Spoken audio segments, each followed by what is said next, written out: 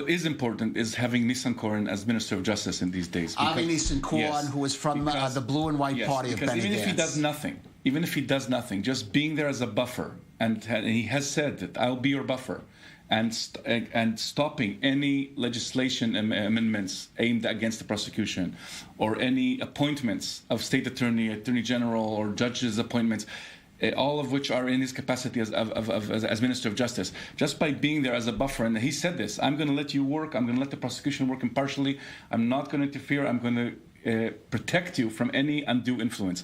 And in saying that, the day he came into office, and in continuing this, I think will be extremely important to continue this reputation Israel has of having an impartial judiciary and impartial prosecution service that can actually bring justice and prosecute and of course, he's acting as a buffer, most of all, for Attorney General Avichai Mandelblit, who did comment today to Prime Minister Netanyahu's attacks on the justice system. Mandelblit issued a statement saying that Israel is a law-abiding state. Therefore, the court is the only place to hear the side's arguments, to present the evidence of the prosecution, and to carefully evaluate all the arguments of the defense. There and only there will the defendant's verdict be determined. We will continue to operate fearlessly, even in the face of an unfounded attempt to attribute to law enforcement ulterior considerations, an attempt which must be rejected in its entirety. I was very happy to see today that the prosecution did not interview and did not give statements or interviewing. This is exactly the line that should be kept by the prosecution. The prosecution will speak only in the courtroom, present evidence only in the courtroom. It means losing the street to Netanyahu and all his the circus, the outside the courtroom. But it's the only way to actually conduct a trial. And I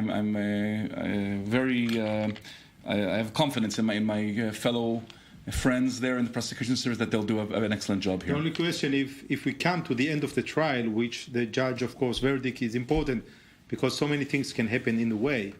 Well, as you said, as we know, in 18 months from now, Prime Minister Netanyahu is supposed to step down from the seat of Prime Minister, become the alternate Prime Minister, and we don't know what's going to happen at that point if he is, in fact, under indictment. If you read the agreement, the coalition agreement, carefully, it might even happen sooner.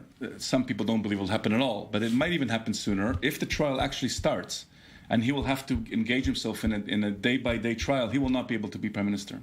And then it's very likely, and it is embedded in the coalition agreement, that he might even resign before, and then he'll get the extra months after.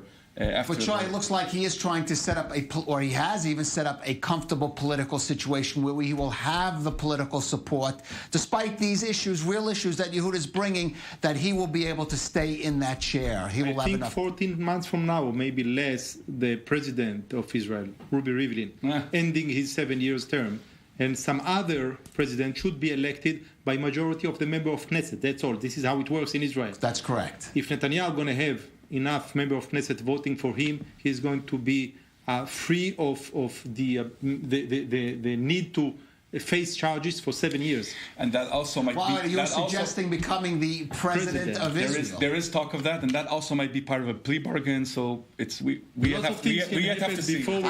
Just on a legal point, Yehuda, just on a plea bargain, at what point, is there any point at which he can no longer make a plea bargain in the trial? No. So that is still a real... There was also talk that he might plead to the two lesser charges, fraud and breach of trust, to avoid the bribery charge. Everything is possible, and we don't know how the trial will go on. We have to see if the court will actually set near enough dates, soon enough dates to start hearing the witnesses. This might be accelerated. We have on the case 4000, we have Alovich facing real serious charges of bribery. He might decide to flip and to become a witness, a state witness, because to save himself, because he's going for a long period, as the way it looks now. He's admitted to a lot, right? So we have to have a lot. And this trial will be long and interesting, right? And Netanyahu, he can explain every move that he will do, and majority of the people will accept it. As we know, he is very good in explaining it. So he will decide what to do, and then he'll explain it. And 10 seconds. Do you believe Benjamin Netanyahu will ever sit in a prison cell, Shai? No. Yehuda? I think there's a high probability it will happen. Israel has proven in the past that it has we have put presidents and prime ministers in prison, which most democracies have not. It will not be a happy day. I hope it won't happen, but it can. It very well can happen.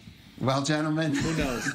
Who knows? We'll see. Certainly today, in a historic, perhaps unfortunately historic day for the state of Israel. Not a happy day. Yehuda Shaffer, Shai Bazak, thank you for joining us on The Run.